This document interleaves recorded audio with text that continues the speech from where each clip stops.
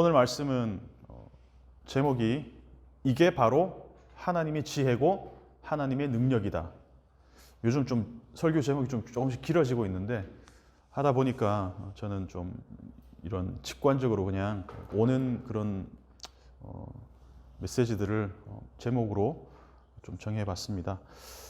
최고의 목수는 연장 탓을 하지 않습니다. 그리고 최고의 감독은 열악한 촬영 환경을 제작 환경에서도 최고의 작품을 만들어냅니다.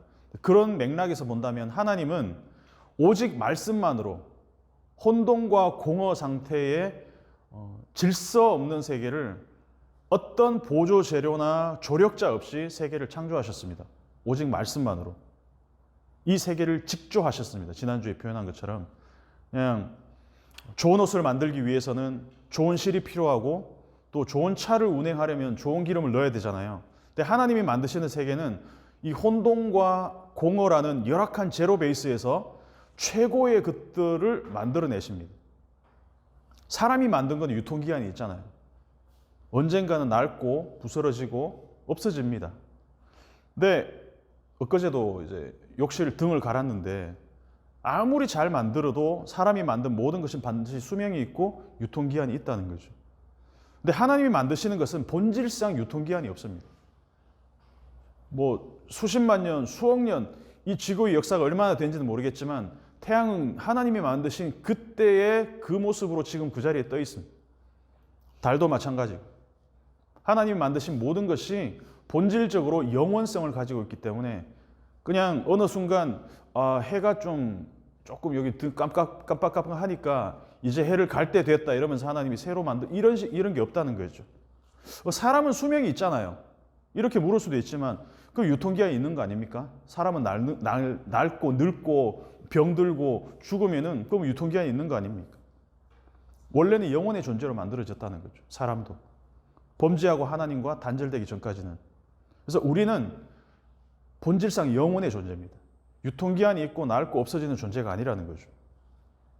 하나님과 단절된 존재는 죽음으로 영원히 단절되지만 예수로 접붙임 받은 사람은 죽음이 종착지가 아니라 영원을 향한 과정일 뿐이라는 것입니다. 그럼 하나님을 믿는다는 것은 어떤 의미일까? 우리의 지혜를 끌어모아서 하나님께 건의하고 하나님 이걸 수용해서 의견이 조율되고 힘을 합쳐서 하나님의 일을 하는 것이 아니라는 거죠. 하나님이 모든 것을 그냥 다 이루셨습니다. 처음부터 끝까지. 지금까지 이루어진 건 모든 것이 하나님이 이루신 것이 창조, 구속, 모든 인간 역사들 그것들을 주관하시는 하나님의 섭리가 쭉 하나님이 이루어 가신 것들 가운데 있다는 겁니다. 근데 하나님이 이미 다 이루어진 일들을 하나님이 부르신 사람들을 통해서 보게 하시고 그 사실을 있는 그대로 전하게 하십니다. 이거 내가 한 거야. 부르신 사람들에게 이거 내가 한 거니까 이걸 다 전했으면 좋겠다. 이 부르심에 응답하고 나아가는 것. 이게 믿음이라는 거죠. 근데 오늘 본문에는 두 종류의 행동이 앞뒤로 감싸가 있는데 하나님의 행동과 사람의 행동입니다. 먼저 하나님의 행동은 하나님이 이루신 일을 전하기 위해서 나를 보내시는, 부르시고 보내시는 행동. 그게 1장 17절에 나옵니다. 그리고 나를 보내신 하나님의 복음을 전하기 위해서 부르신 자리로 나아가는 행동. 첫 번째 하나님이 부르심이 있어요. 그것이 하나님의 행동입니다. 그리고 그 부르심에 나아감. 2장 1절을 보면 내가 너희에게 나아간다라고 표현합니다. 1장 17절에서 하나님이 그리스도께서 나를 보내심은 하나님이 나를 보내시고 나는 그 보내심에 응답해서 나아가고. 자, 정리를 하자면 이런 거죠. 하나님이 하셨습니다. 모든 것을. 하나님이 하신 것을 알려주기 위해서 이 복음을 전할 자를 보내십니다. 여기까지는 하나님의 행동입니다. 나를 보내셨기 때문에 나는 보내어진 자리로 나아간다. 끝. 하나님이 하시고 하나님이 우리를 부르시고 하나님이 보내시고 그 부르신 사람들을 보내셔서 보내어진 나는 보내어진 자리로 나아가고 여기까지 문제가 없어요. 그런데 여기서 문제가 생기는 경우가 딱 한 가지입니다. 하나님이 이루시고 하나님이 부르시고 보내시는 데까지는 문제가 없는데 대부분의 문제는 어디서 생기냐? 어디서 오류가 나느냐? 하나님이 보내신 사람이 하나님이 하시는 일을 증거하는 과정에서 MSG를 첨가 안 하는 거예요. 그냥 하나님이 하신 일 그대로 알게 하고 그걸 증거하면 되는데 거기서 자기 이야기, 자기 생각이 들어가는 순간 뭔가 좀 오류가 난다는 것이죠. 하나님이 나를 부르신 목적, 복음을 전하게 하심. 근데 이 복음이라는 것은 자기 지혜로 자기 말로 설득하는 것이 아니고 하나님이 지혜로 전하는 것이다. 그래서 하나님은 자기 지혜로 하나님의 그 복음을 전할 수 있는 실력자를 선발하신 것이 아니라 미련하고 약하고 천한 것들, 멸시받는 것들을 통해서 일하신다. 우리 다 천하고 약하고 멸시받고 없는 사람들 여기 모여 있죠. 그래서 하나님의 행동, 나를 부르시고 보내심, 나의 행동, 순종하고 나아감. 이것을 통해서 십자가의 복음이 전해지는데 하나님은 가장 최악의 환경, 최악의 무대, 말구유와 십자가를 통해서 하나님은 이 우주적인 하나님의 구원을 이루셨어요. 변변찮은 배우, 비협조적인 세트를 갖고도 최고의 작품을 만들어내실 수 있는 하나님의 솜씨, 이게 바로 하나님의 지혜다라는 겁니다. 오늘 본문을 보면 보내심이 있고 그 보내심에 응답해서 나아감이 있습니다. 평행입니다. 하나님의 지혜가 있고 사람들의 자기 지혜가 있어요. 이 두 개도 대조를 이루고 있죠. 약함, 강함, 뭐 이런 대조적인 어떤 의미들이 많이 나오고 있습니다. 그래서 보내심과 나아감, 그 행동의 목적은 그리스도의 십자가를 전함. 그것은 예수 그리스도와 그의 십자가에 못 박히신 것을 전하는 것인데 그 방법은 사람의 자기 지혜, 말의 지혜로 하는 것이 아니라 말과 지혜의 아름다운 것으로 아니함, 오직 하나님의 지혜로 하는 것이다. 방송을 하는데 리포터가 그냥 사실을 전해야 되잖아요. 팩트를 전해야 되는데 자기 말을 해요. 비가 오고 지금 비가 오고 있습니다. 눈이 오고 있습니다. 지금 전쟁 중입니다. 아프간에서, 예루살렘에서, 가자 지구에서 전쟁하고 있습니다. 그런데 제 생각에는 이 전쟁이 좀 잘못된 것 같다. 이러면서 자기 생각을 말하는 거예요. 리포터가 아닌 거죠. 내 말로 어떤 내 의견을 피력하는 것이 그러려면 논술위원으로 나와야 되겠죠. 그래서 설교도 마찬가지입니다. 복음 전도도 마찬가지입니다. 설교든 복음 전도든 하나님의 말씀을 있는 그대로 리포트하는 것이지 내 생각을 곁들여서 만들어내서는 안 된다는 거죠.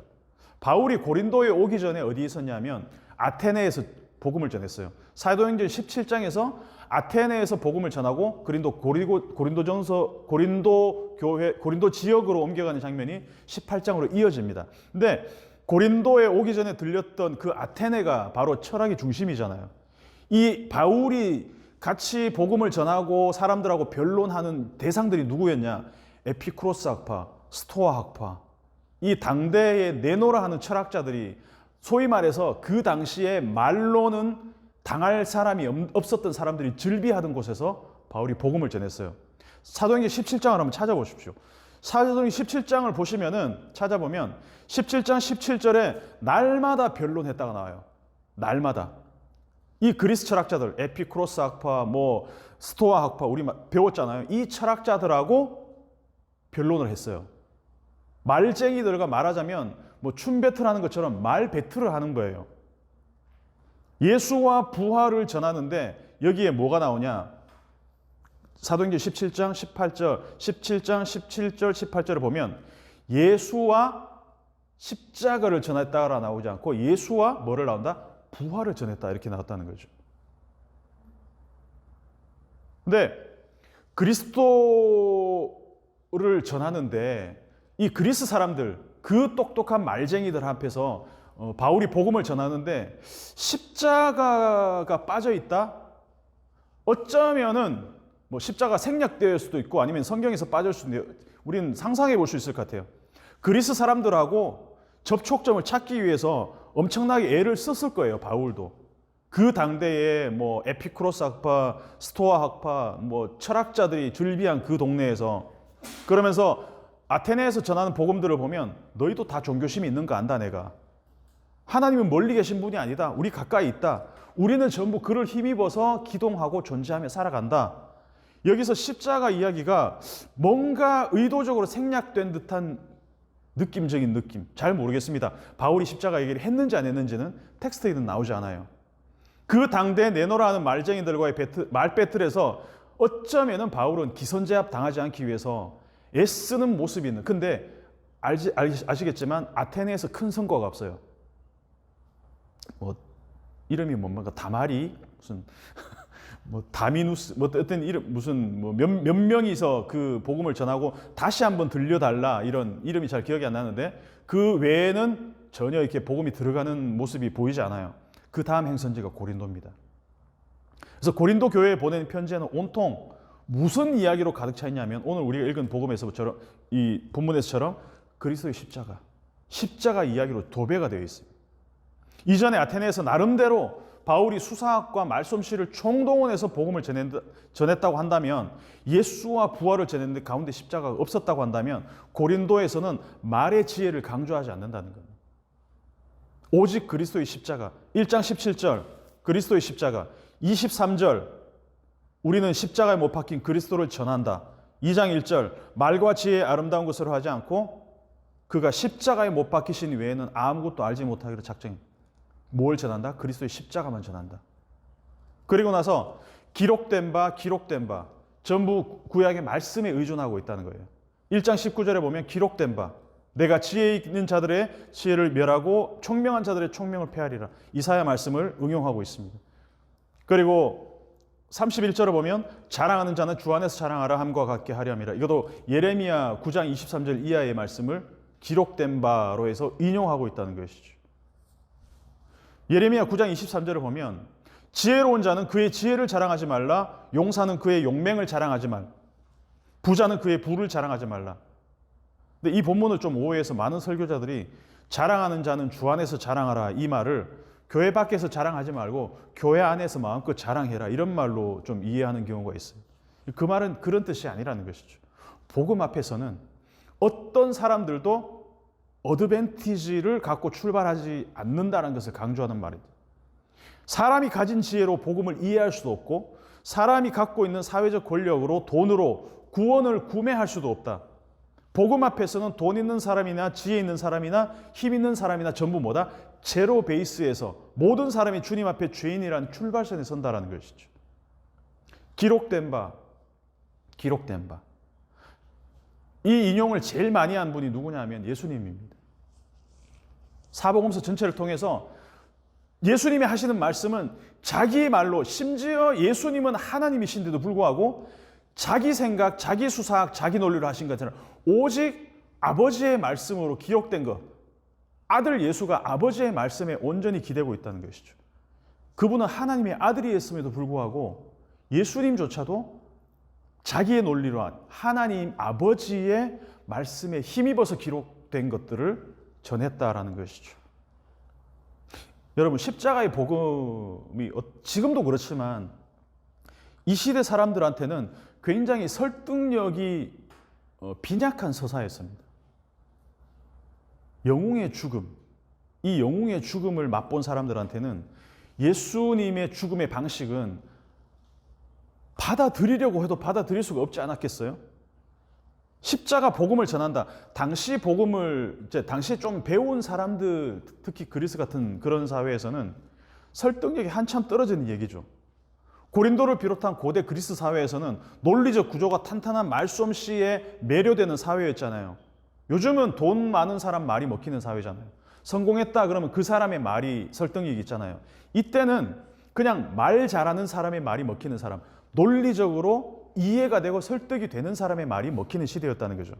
그러면 그리스 사람들, 지금도 마찬가지지만 이 사람들이 이상적으로 생각하는 죽음은 어떤 죽음이었을까? 이상한 죽음, 그러니까 이상적인 죽음, 장렬한 죽음, 영웅적인 죽음, 멋있는 죽음. 안중근이 총을 꺼내고 하얼빈에서 이토 히로부미를 죽이고 맞이하는 죽음, 영웅적 죽음. 이순신 장군이 죽어가면서도 나의 죽음을 적에게 알리지 말라, 영웅적인 죽음. 우리는 이런 죽음을 추앙합니다. 설득력이 있습니다. 죽어도 이렇게 죽어야지. 그리스도 마찬가지 아니었겠습니까? 그 옛날에 아테네 사람들 뿐만 아니라 뭐 필로폰네소스 전쟁 이런 무슨 해전이죠? 그 기억이 안 나는데 어쨌든 간에 그 스파르타 사람들 300명이서 페르시아 10만 명하고 그 영화 뭐죠? 300. 역사적 사실에 기인한 어떻습니까? 100만 명, 10만 명의 그 페르시아 군대와 300명이 싸우다가 장렬하게 죽는 이야기. 이 사람들은 지금도 그렇지만 이런 죽음을 원해요. 이런 죽음이 갖고 있는 서사가 훨씬 더 가슴을 뛰게 해요. 그런데 예수님의 십자가 죽음은 상식적으로 한번 생각해 봅시다. 아무리 포장을 해도 그냥 죄수의 참혹한 죽음입니다. 이 사실을 부인할 방법이 없어요. 직업도 목수, 33세라는 젊은 나이에 신성모독으로 끔찍한 죽음을 당했습니다. 그것도 자기 동족들한테, 유대인들한테. 이게 얼마나 그리스인들에게 호소력 있게 전달이 됐을까? 영웅적 죽음에 환호하는 사람들에게 죄수의 죽음, 그것도 저항 한번 못하고 십자가에 매달려 죽은 이야기가 이게 설득력이 있을 수가 없잖아요. 아무리 미화하고 포장하려 해도 이런 죽음은 이게 설득이 안 돼요. 그래서 십자가의 죽음은 논리적으로 이해도 안 되고 설득도 안 되고 감동도 줄 수가 없습니다. 어쩌면은 바울이 아테네에서 복음을 전할 때 예수와 부활은 전했지만 십자가가 생략된 것도 어쩌면 이런 이유가 있을 수도 있겠다라고 생각을 해볼 수 있습니다. 예수와 부활을 전할 때 빠졌던 십자가, 사실은 가장 극적인 하나님의 지혜가 십자가에서 드러났다라는 것을 우리는 알고 있잖아요. 왜? 우리는 그걸 몸으로 이해하고 받아들이고 논리가 아닌 믿음으로 받아들였기 때문에 우리는 그걸 믿고 있잖아요. 그래서 18절을 보면 십자가의 도가 멸망하는 자들에게는 미련한 것이요 구원을 받는 우리에게는 하나님의 능력이라. 하나님으로부터 오는 것은 세습이 불가합니다. 부는 세습됩니다. 지혜도 세습됩니다. 지금 대치동 가서 돈 많이 주면은 좋은 대학 가요. 돈으로 불가능한 건 거의 없습니다. 힘도 세습이 됩니다. 다 가능합니다. 힘과 부와 지혜 세습이 됩니다. 근데 세습이 불가능한 것들이 있습니다. 내가 조성한 환경을 물려줄 수 없는 것들, 오직 위로부터 임하는 것들은 세습이 안 됩니다. 그게 30절에 나오는데 하나님으로부터 난 것, 즉 그리스도 예수 안에 있을 때 얻을 수 있는 것, 그것은 자기 지혜가 아닌 누구의 지혜? 하나님의 지혜. 이 지혜는 뭐냐? 의와 거룩함과 구원함, 의로움. 성경에는 지혜와 의로움, 거룩함 함께 쭉 나와 있지만 사실은 지혜, 즉 의로움, 거룩함, 구속함입니다. 구원함. 의로움은 성부 하나님으로부터, 거룩함은 성령 하나님으로부터, 구원함은 성자 예수 그리스도에 의해서 얻는 것들. 이 의로움, 거룩함, 구원함은 하나님으로부터 온 것이기 때문에 절대로 뭐가 없다? 고갈되지 않는다. 영원하다. 반면에 세습으로 물려받은 것들은 반드시 고갈된다는 겁니다. 그래서 고갈되지 않는 믿음의 유산이 바로 하나님의 지혜, 의로움, 거룩함, 구원함이라는 것이죠. 그래서 27절에서 29절까지 가면 이 역전의 표현들이 하나님이 택하사 뭐뭐 하려 하시고 이 패턴이 계속 반복됩니다. 세상에 미련한 것들을 택하사 지혜 있는 것들을 부끄럽게 하시고, 세상에 약한 것들을 택하사 강한 것들을 부끄럽게 하려 하십니다. 세상에 천한 것들과 멸시받는 것들과 없는 것들을 택하사 있는 것들을 패하려 하시나니 이는 아무 육체도 하나님 앞에서 자랑하지 못하게 하려 하십니다. 그래서 예수님의 출생부터 죽음까지 환경을 쭉 보면 아무것도 물려받지 못했고 아무것도 물려주지 않았습니다. 누구도 관심을 가지지 않는 그 말밥통에서 태어나서 아무도 주목하지 않는 십자가에서 죽으셨습니다. 하나님이 예수를 전사로 보내지 않고 워리어로, 영웅으로 보내지 않고 아기로 보내셨습니다. 전사로 보내어서 영웅으로 죽게 하지 않고 아기로 보내셔서 죄수로 죽게 하셨다는 것이죠.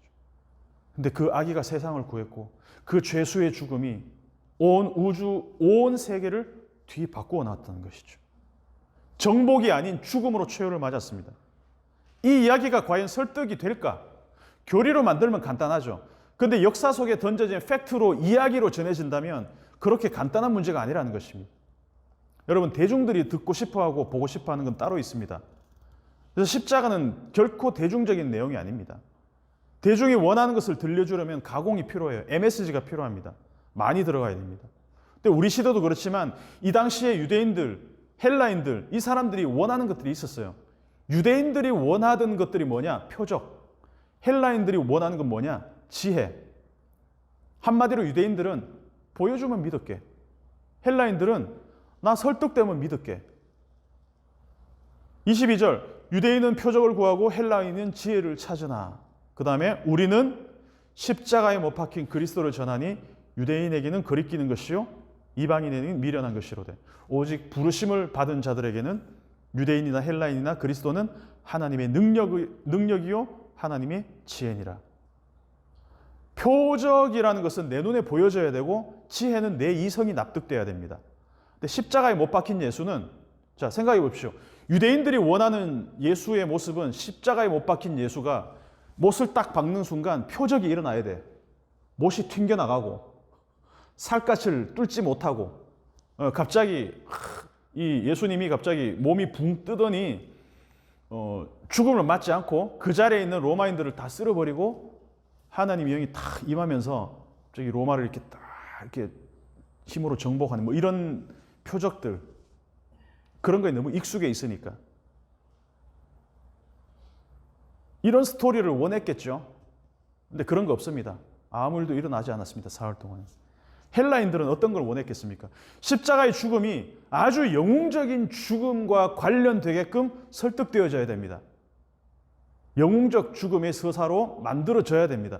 그런데 십자가에 못 박힌 예수님 이야기는 유대인이나 헬라인 그 어느 누구에도 설득되지 않았다. 지금도 마찬가지. 어떤 누구에게도 설득되지 않는 이야기가 십자가 이야기입니다. 그러면 나 자신이 우리 자신을 한번 돌아보십시오. 나 자신이 어떻게 예수를 믿고 이 자리에 있는지 한번 생각해 보십시오. 어떤 설교 잘하는 목사님의 말씀에 설득되어서 그 말씀에 내가 논리적으로 굴복이 되어서 그것 때문에 예수를 믿었습니까? 어떻습니까?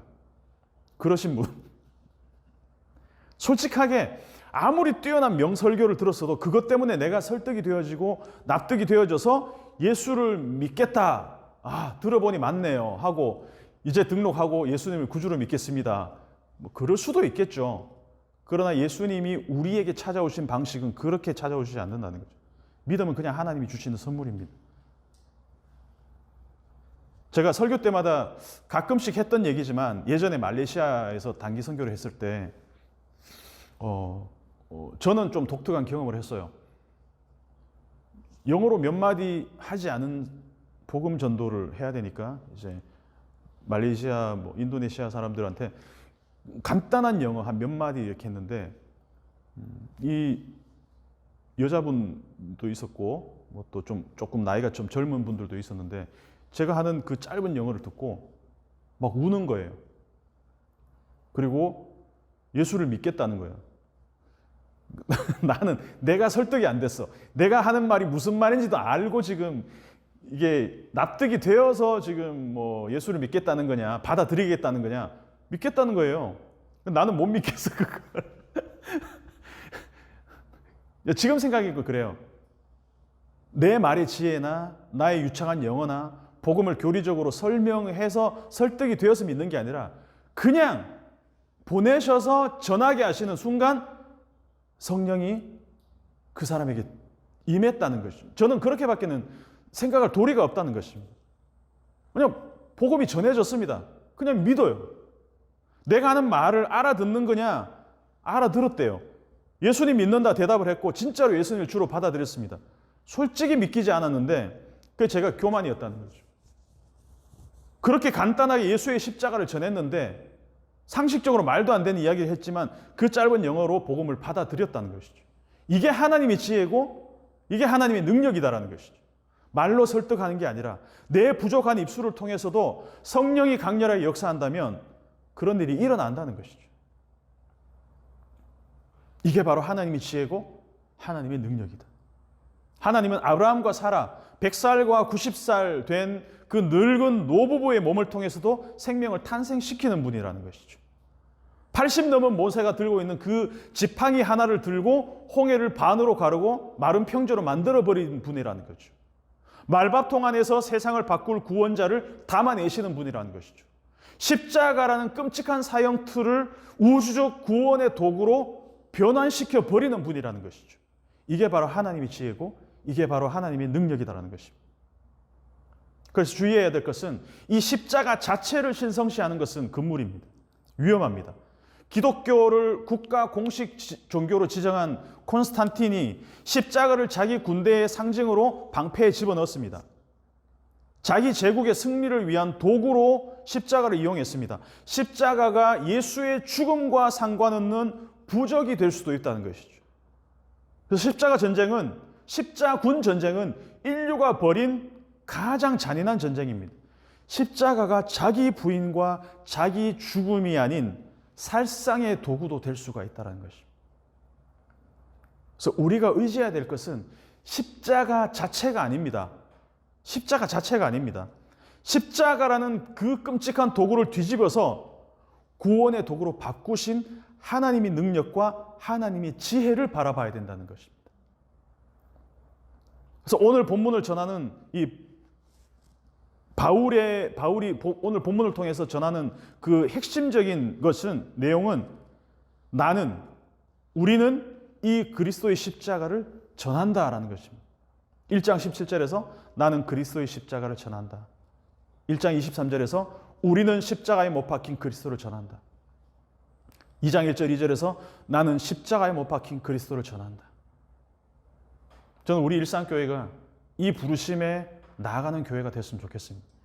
오직 십자가를 전한다. 나의 말과 지혜, 나의 신학적인 어떤 지식, 설득력 있는 논리적인 설교, 이것이 아니라 그냥 우리 일상에서 나아가는, 우리 교회 이름처럼 일상에서 우리 몸으로, 삶으로, 행동으로 담아내는 모든 것들이 십자가의 복음이 전해지는 그런 교회가 됐으면 좋겠습니다.